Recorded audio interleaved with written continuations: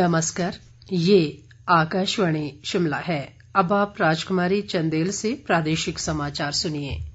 आज के मुख्य समाचार। मुख्यमंत्री जयराम ठाकुर ने वर्ष 2020-21 का 9,125 करोड़ 12 लाख रुपए का अनुपूरक बजट विधानसभा में किया पेश। प्रदेश में गैर योजना कार्यों के लिए 8,448 करोड़ 17 लाख रुपए का प्रावधान। सैकड़ों होटल कारोबारियों सहित अन्य उपभोक्ताओं द्वारा बिजली बिल का भुगतान न करने से बिजली बोर्ड को करोड़ों का नुकसान। और राज्यपाल के साथ कांग्रेस विधायकों द्वारा की गई धक्का मुक्की के मुद्दे पर सदन में आज फिर हुआ हंगामा। अब समाचार विस्तार से। मुख्यमंत्री जयराम ठाकुर ने आज विधानसभा में प्रदेश का वर्ष 2020-21 का 9,125 करोड़ 12 लाख रुपए का अनुपूरक बजट पेश किया। प्रदेश विधानसभा के शिमला में चल रहे बजट सत्र के दौरान आज मुख्यमंत्री ने अनुपूरक बजट पेश करते हुए कहा कि इसमें से 8,448 करोड़ 17 लाख रुपए गैर योजना कार्यों के लिए और 280 करोड़ 84 लाख रुपए योजना लागत कार्यों के लिए रखे गए हैं। इसके अलावा 396 करोड़ 11 लाख रुपए का प्रावधान केंद्रीय प्रायोजित योजनाओं के लिए किया गया है। गैर योजना कार्यों के लिए रखी गई धनराशि में से 7,999 करोड़ 57 लाख रुपए वेज एंड मीन्स एडवांस के लिए रखे गए हैं। मुख्यमंत्री ने कहा कि केंद्र सरकार ने इस वर्ष वेज एंड मीन्स के तहत प्रदेश को 880 करोड़ रुपए दिए हैं। उन्होंने कहा कि केंद्र सरकार की सुविधा का लाभ उठाने के चलते प्रदेश पर कर्जों का बोझ नहीं बढ़ा। उन्होंने कहा कि कोविड काल में राजस्व प्राप्तियां प्रभावित हुई, इसके बावजूद प्रदेश के हर वर्ग को सरकार ने राहत दी और अब हम आर्थिक मंदी के दौर से बाहर निकलने लगे हैं।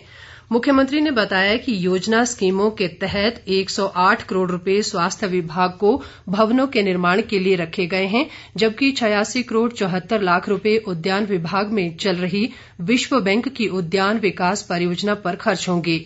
इसके अलावा लगभग 46 करोड़ रुपए भानुपल्ली बिलासपुर बेरी रेल लाइन के लिए रखे गए हैं। केंद्रीय योजनाओं के लिए रखी गई राशि में से लगभग 154 करोड़ रुपए प्रधानमंत्री ग्राम सड़क योजना पर खर्च होंगे। अनुपूरक अनुदान मांगों को सदन ने ध्वनिमत से पारित कर दिया। इस संबंध में मुख्यमंत्री ने सदन में 2 वित्त विधेयक भी पेश किए, जिसे सदन ने मंजूरी दे दी है। प्रदेश में 180 होटल कारोबारी बिजली बोर्ड के डिफॉल्टर हैं, जो बिजली के बिल का भुगतान न करके बोर्ड को करोड़ों रुपए का नुकसान पहुंचा रहे हैं।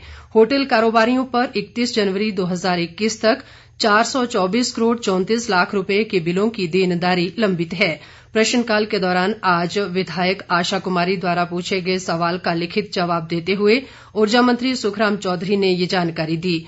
उन्होंने बताया कि 365 करोड़ रुपए से अधिक की देनदारी मौजूदा उपभोक्ताओं की है, जबकि 58 करोड़ रुपए से अधिक की देनदारी उन उपभोक्ताओं की है जिनके बिजली के कनेक्शन काट दिए गए हैं। सुखराम चौधरी ने कहा कि 69 करोड़ रुपए की देनदारी घरेलू उपभोक्ताओं, जबकि 175 करोड़ रुपए से अधिक की देनदारियां औद्योगिक इकाइयों की लंबित हैं। विधायक रमेश धवाला के एक सवाल के जवाब में जल शक्ति मंत्री महेंद्र सिंह ठाकुर ने कहा कि विभाग में आउटसोर्स में रखे गए 989 कर्मचारियों को विभाग में मर्ज किया जाएगा। उन्होंने कहा कि इस संबंध में प्रस्ताव मंत्रिमंडल की बैठक में मंजूरी के लिए पेश किया जाएगा। उन्होंने कहा कि आउटसोर्स पर रखे कर्मचारियों को पंप ऑपरेटर, फीटर, बेलदार, डाटा ऑपरेटर और इलेक्ट्रीशियन के पद पर रखा जाएगा। शिक्षा मंत्री गोविंद सिंह ठाकुर ने विधायक नरेंद्र ठाकुर के एक सवाल के लिखित जवाब में बताया कि कॉलेजों में शुरू की गई स्वयं पोषित योजना से जुटाई गई राशि को अन्य जगह खर्च करने से पहले शिक्षा विभाग से अनुमति लेनी होगी। उन्होंने बताया कि प्रदेश के विभिन्न कॉलेजों में शुरू किए गए व्यावसायिक विषय के तहत 43 करोड़ 42 लाख 21,220 रुपए की राशि एकत्रित की गई है। शिक्षा मंत्री गोविंद ठाकुर ने कहा कि प्रदेश में 554 वोकेशनल अध्यापकों को रेगुलर करने की कोई भी नीति सरकार के विचाराधीन नहीं है। विधायक इंद्रदत्त लखनपाल द्वारा पूछे गए एक सवाल के लिखित जवाब में उन्होंने बताया कि इस वर्ष 31 जनवरी तक सरकार ने विभिन्न व्यावसायिक विषयों के लिए 554 अध्यापकों के पद आउटसोर्स आधार पर भरे हैं। इन्हें हर महीने 15,000 रुपए मानदेय दिया जाता है। विधानसभा उपाध्यक्ष हंसराज ने आज सदन में उनके साथ कांग्रेस विधायक विक्रमादित्य सिंह द्वारा किए गए दुर्व्यवहार पर विशेषाधिकार हनन की कार्रवाई करने की विधानसभा अध्यक्ष से मांग की है।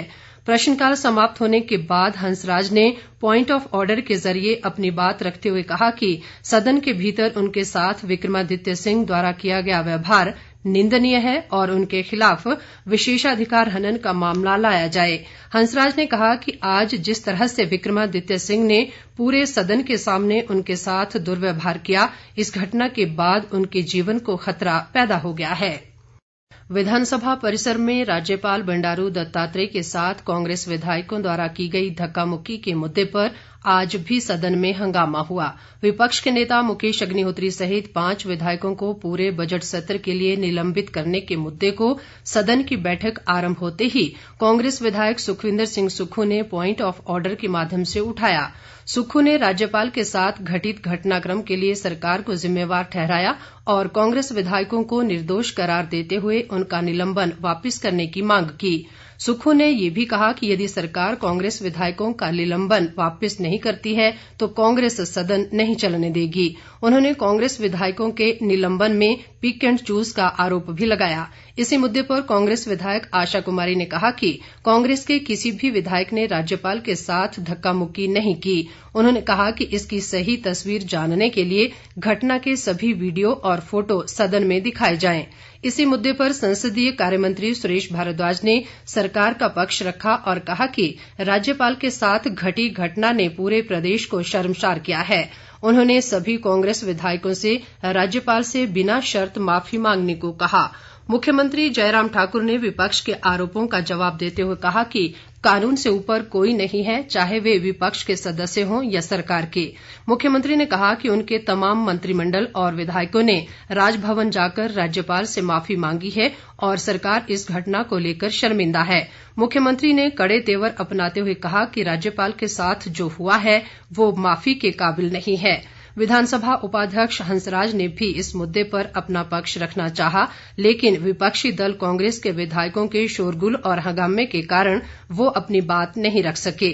बाद में विपक्ष के शोरगुल के बीच विधानसभा अध्यक्ष विपिन परमार ने प्रश्नकाल आरंभ करने की घोषणा कर दी।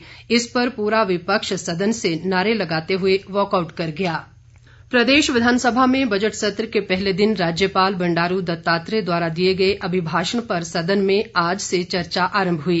भाजपा के राजीव बिंदल ने राज्यपाल के अभिभाषण पर सदन में धन्यवाद प्रस्ताव पेश किया और अभिभाषण के लिए राज्यपाल का आभार जताया। बिंदल ने धन्यवाद प्रस्ताव पर चर्चा आरंभ करते हुए राज्यपाल के साथ विधानसभा परिसर में हुई धक्का मुक्की की घटना को शर्मसार करने वाला बताते हुए कहा कि पूरे देश में इस घटना को लेकर हिमाचल की छवि खराब हुई है। उन्होंने कहा कि राज्यपाल ने सदन में जो व्याख्यान दिया है वो सत्य पर आधारित है, झूठ का पुलिंदा नहीं है। बिंदल ने कहा कि कोरोना महामारी से निपटने के लिए जयराम ठाकुर सरकार ने काबिले तारीफ कदम उठाए हैं। मुख्य सचेतक नरेंद्र बरागटा ने राज्यपाल के अभिभाषण पर लाए गए धन्यवाद प्रस्ताव का अनुसमर्थन किया। उन्होंने कहा कि कोविड काल में भी मुख्यमंत्री जयराम ठाकुर ने विकास को रुकने नहीं दिया। बरागटा ने सरकार की अनेक योजनाओं का भी उल्लेख किया और सरकार की कार्यप्रणाली को सराहा। चर्चा में विधायक बलवीर, सुभाष ठाकुर, विक्रम जरयाल, राजेश ठाकुर और परमजीत सिंह पम्मी ने भी भाग लिया।